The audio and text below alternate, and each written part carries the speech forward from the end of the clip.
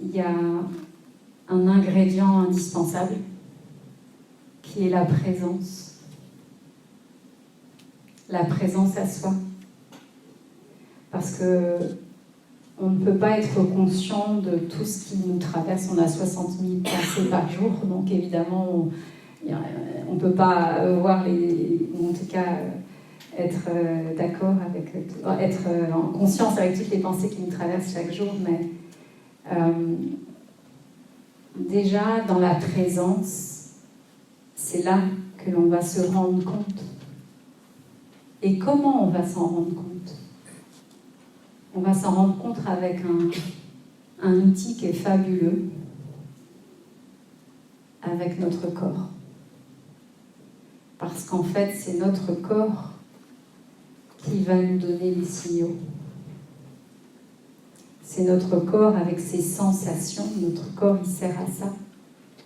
Quand on est à l'écoute de son corps, quand on est en présence, on découvre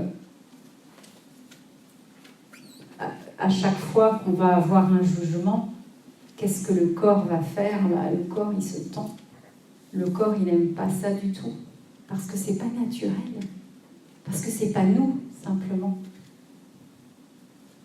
Donc plus on va être en présence avec soi, eh bien plus on va petit à petit, à la fois écouter nos sensations, voir ce qui nous traverse et pouvoir arrêter ou en tout cas repérer les jugements qui ne nous font pas du bien ou les pensées qui ne nous font pas du bien. Donc notre corps est un véritable allié. Et souvent quand on est en dépression, ça peut être aussi une des causes, et ça a été une des causes en tout cas pour moi. Moi j'étais complètement coupée de mon corps, complètement coupée de mes sensations. Ça a été, quand j'étais enfant, une forme de protection, de ne pas ressentir par le corps. Et donc à un moment, j'ai décidé inconsciemment de ne plus ressentir, parce que ça aurait été beaucoup trop douloureux de ressentir ce que j'aurais ressenti sinon. Donc je me suis coupée de ce corps, coupée des ressentis. Et moi, j'ai mis très longtemps à réapprendre à écouter ces sensations du corps. Et au début, oui, ça fait très peur parce qu'il y a des émotions qu'on n'a jamais ressenties. Pour moi, c'était l'émotion de la colère. C'est quelque chose que je ne m'étais pas autorisée à ressentir. Et donc, c'est vrai que quand on commence à écouter ce qui se passe dedans, eh bien, il y a des émotions qui vont sortir, évidemment. Mais les émotions, c'est pas dangereux. Ça n'a rien de dangereux. C'est dangereux si on ne les écoute pas. Et pourquoi on voit autant d'explosions de violence ? C'est parce que justement, ces émotions ont été tellement contenues, elles ont été tellement peu écoutées, qu'à un moment, elles n'ont pas d'autre possibilité que d'exploser par la violence. Et donc, on ne prend aucun risque, aucun, à écouter, à se laisser traverser par nos émotions, parce que c'est juste humain. Et quand on résiste, je dirais une des plus grosses... moi, je le vois j'accompagne en individuel des personnes en burn-out, en dépression, que ce soit par Skype ou en présentiel. Et ce dont je m'aperçois, c'est que beaucoup des personnes que j'accompagne, je dirais 100% des personnes, sont complètement déconnectées de leur corps.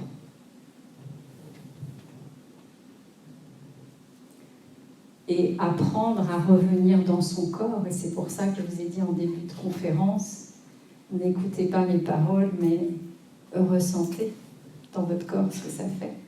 C'est pour ça que je vous ai dit ça. Et quand ces personnes-là recommencent à observer ce qui se passe dedans, apprendre à se connaître au travers du corps, parce qu'au début c'est un apprentissage, apprendre à écouter son souffle, apprendre à respirer, rien que ça, eh bien il se passe des miracles en fait, parce que en faisant ça, on revient à soi. Vous voyez, c'est comme si enfin on s'entendait, enfin on s'écoutait.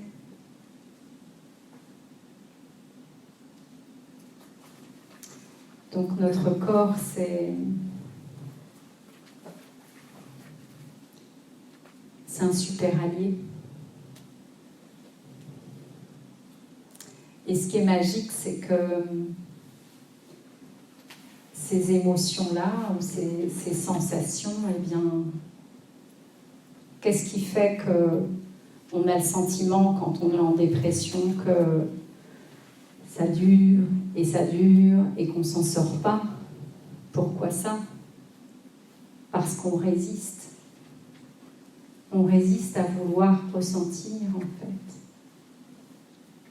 Et c'est ce que j'explique dans ma dépression, mon amour, c'est que on veut s'éloigner. Vous voyez, je parlais d'éloignement. En fait, on veut fuir cette situation parce que c'est insupportable.